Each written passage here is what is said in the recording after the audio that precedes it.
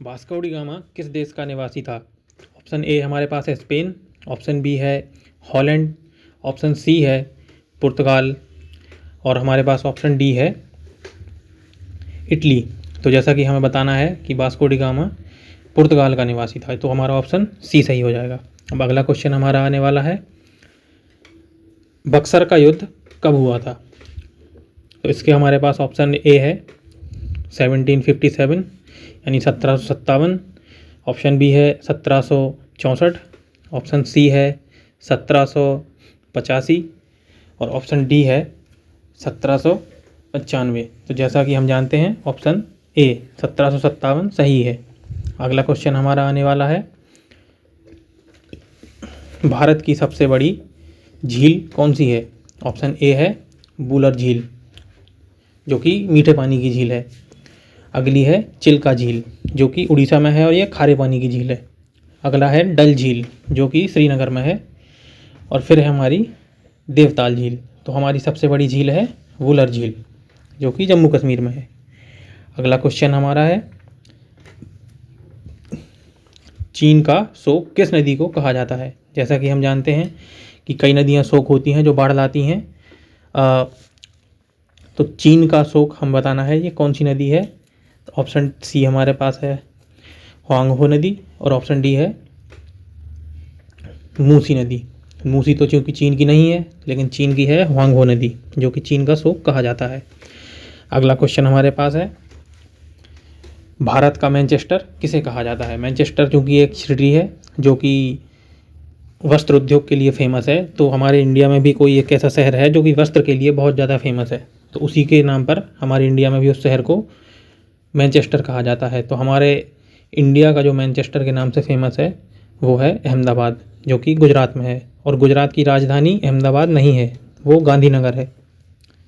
इस क्वेश्चन में गलती होती है लोगों से। अगला क्वेश्चन है, उगते सूरज का देश किसे कहा जाता है? Option A France.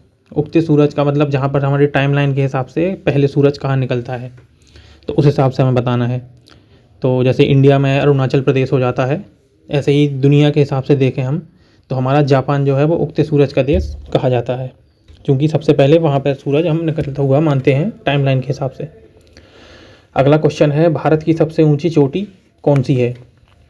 तो हमें इंडिया की सबसे ऊंची चोटी बताना है। जैसे दुनिया में हम जानते हैं कि जो हमारी माउंट एवरेस्ट है वो सबसे ऊंची चोटी है, लेकिन चूंकि माउंट एवरेस्ट भारत का नहीं है तो हम उसको इंडिया का नहीं मानेंगे। तो इंडिया की सबसे ऊंची चोटी हम जो मानते हैं वो है अपना गॉडविन ऑस्टिन, जिसे हम K2 भी कहते हैं। उसके बाद आ जाता है अपना कंचनजंगा। फिर अगला क्वेश्चन है, भारत का स्विट्जरलैंड किसे कहा जाता है? जैसा कि हम जानते हैं दुनिया में अलग अलग देश के नाम से फेमस होते हैं, कई शहर होते हैं जो अलग अलग नाम से फेमस होते हैं। जैसे कि मोदी जी ने कहा था कि हम बनारस को बनाएंगे क्योटो के हिसाब से जो जापान का शहर है, चूँकि नहीं बना पाए। इसी प्रकार से भारत का स्विट्जरलैंड कहा जाता है कश्मीर को, जो कि माना जाता है। फिर अगला क्वेश्चन हमारा आता है, भारत का सबसे लंबा बांध कौन सा है?